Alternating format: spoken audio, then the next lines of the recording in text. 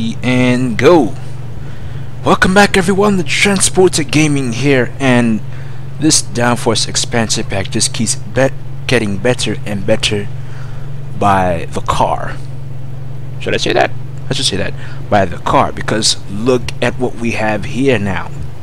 It is the classic Ferrari F50, the third in line of the high-end hypercar line. First was the 288 GTO, then the F40, now the F50, then the Onzo just came in the last pack, and last but not least we had the LaFerrari.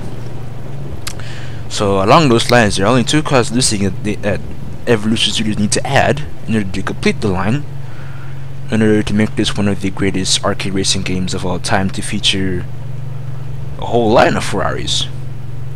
So without further ado, we look at this NFS classic. If you've played NFS before, you know exactly what this car is. It's the Ferrari F50, 5.2 liter V12, 513 horsepower. It's been seen in a wide range of games, leading latest being NFS Rivals. Downside to this, obviously, well, it's raining now, but even in the sunshine you can't get the roof open. There are open top speeders, but there aren't any convertibles or open top roadsters in this game. It's unfortunate. Well, for me, and you might not like convertibles, but I do. So here we are in Cobago.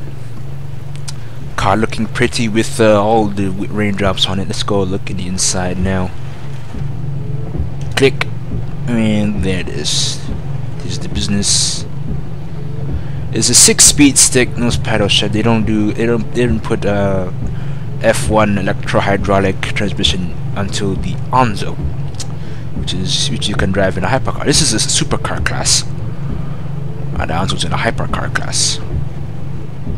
This car will do 202 miles an hour on paper, and well, it might not reach it here in the rain, but with the full effect of the weather here, let's see how well she handles.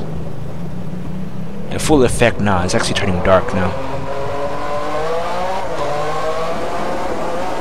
Oh, listen to that!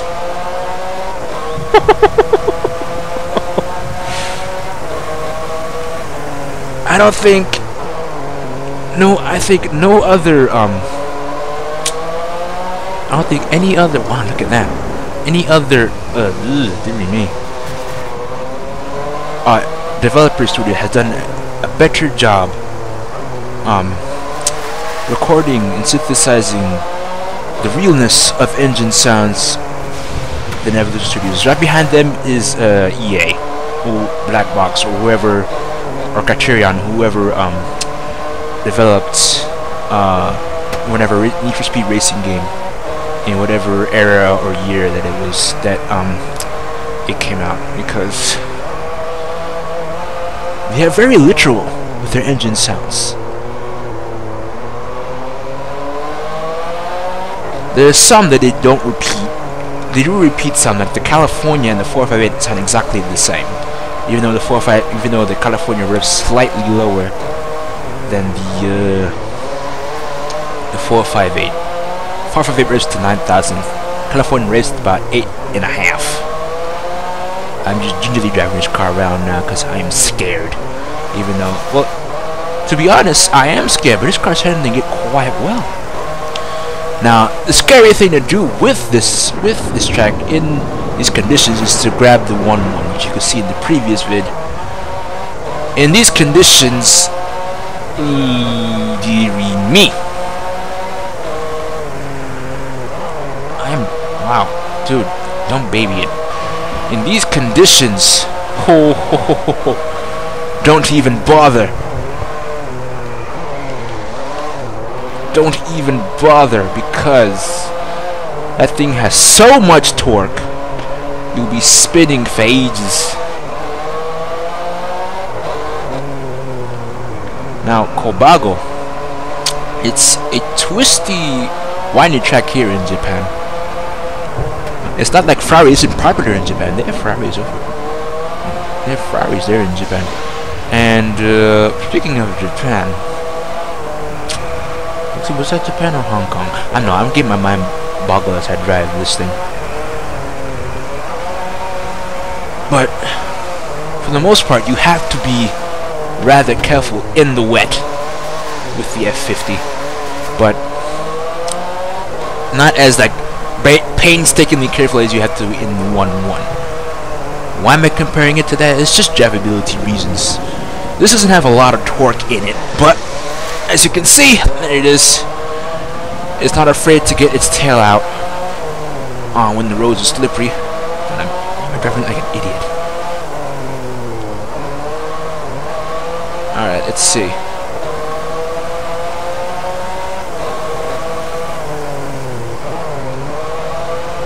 It's not afraid to get its tail out once in a while. And it's a lightning. Can I go through here at full speed?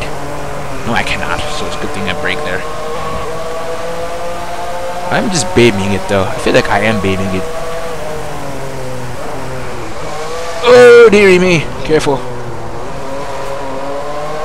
So, surprisingly enough, I'm right now just dwindling the throttle here. But the handle's sort of okay in the wet. That's mainly because this car features a similar chassis and engine from the F1 car of that era. I think it was a 348. I don't know if it was. It's a different F1 car. But as a certain Mr. Clarkson would have said, this car felt like it'd be bolted straight to his spine, and I can see where he's coming from. Maybe me.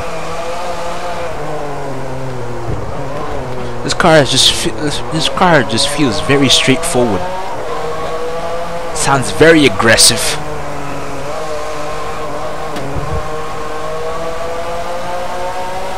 There's not a lot of excessive play, especially in the rain. Well, there's a lot in the rain because, well, it's slippery, but there isn't really a lot of excessive play in the throttle, in the steering or the throttle response.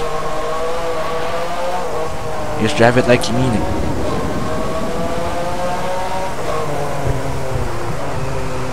I think I scraped the side there, did I? I can't tell. What the hell? I didn't save it. Alright, let's see. We can drive till morning. It is getting slightly lighter. We get full cycle now.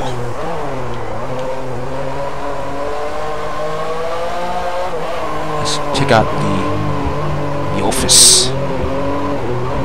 This is the office here. 6-speed stick. They didn't have paddle shift, as I said before. That's why my character here is going to the shifter. I am so dawdling it now. So it's not a lot of extra play in the steering of the throttle, which is good because even in the wet, you need a car that's just no nonsense. If you want to win races in multiplayer and you're racing in the wet, you need a no nonsense car. I mean, the 1.1 is sort of no nonsense, but at the same time, it's a sort of, if you don't handle me well, you will die.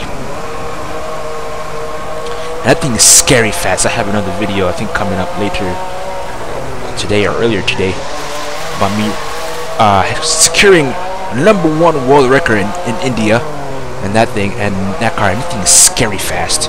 I thought the Venom was like painstakingly scary. That is actually insane. Oh my god. Alright, through here. Where's the sun? Dang. Even at times 60, the sun takes a while to come out.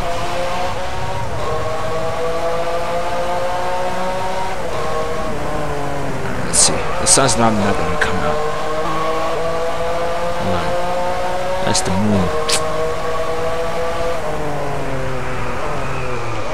There it is. Oh, sideways rain drift. Alright, this will be the last time then, because the sun doesn't want to come out, obviously.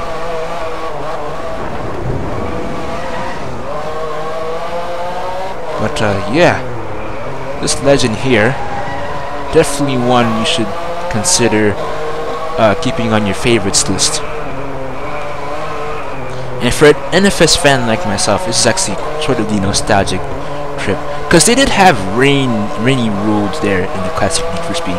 If you've played High Stakes and you know High Stakes or Hard Pursuit, or even Rivals, even, you know exactly what I'm talking of having to drive in the wet.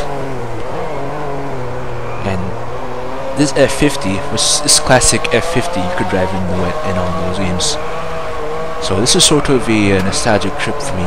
I mean, could you drive in Japan? I don't know if you could drive in Japan, because all those places were fictional. So you probably could drive in Japan, but you could drive in the wet on randy roads just such as these. I'm pulling it way too much.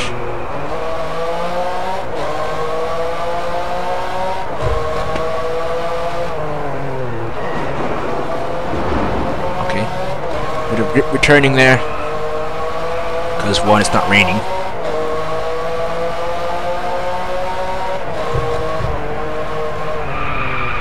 Oh, see, you do have to brake there. Those green flags are deceptive. Don't pay attention to any of them. The red flags are sort of spot on. Well, those green flags are deceptive. So now that the rain has stopped, let's get a bit of grip showing before the rain kicks up again.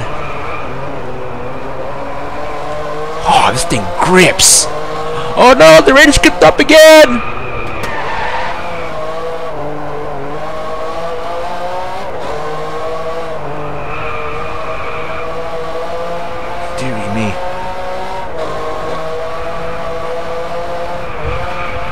So it's not as harsh now, but for the most part, damn. I had fun in the F50 and Rivals, but my goodness, this thing is rather docile, rather planted, which is good, especially for a classic car, because classic cars are just divine instruments that need to be revered more.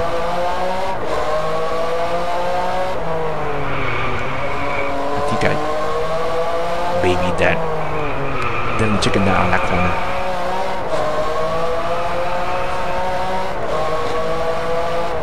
By the way, no one has ever record time here in the F50 in these conditions, just so you know.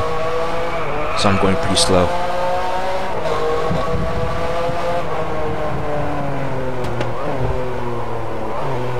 Alright. Wait a minute. Gotta be in the light. There you go. There it is. Ladies and gentlemen, the F50. I don't think... Well, I do think things can get better. But for the most part, wow. There's such childhood memories that could be relived in this nostalgic piece of Italian excellence. So I hope you guys enjoyed this lovely test drive. Oh, here's the sun. Oh, so now when I stop, the sun comes out? I don't like you. You're not funny. Okay, the sun is out now as I end my test drive of the F50. Remember, rate, comment, and subscribe, and I will see you next time.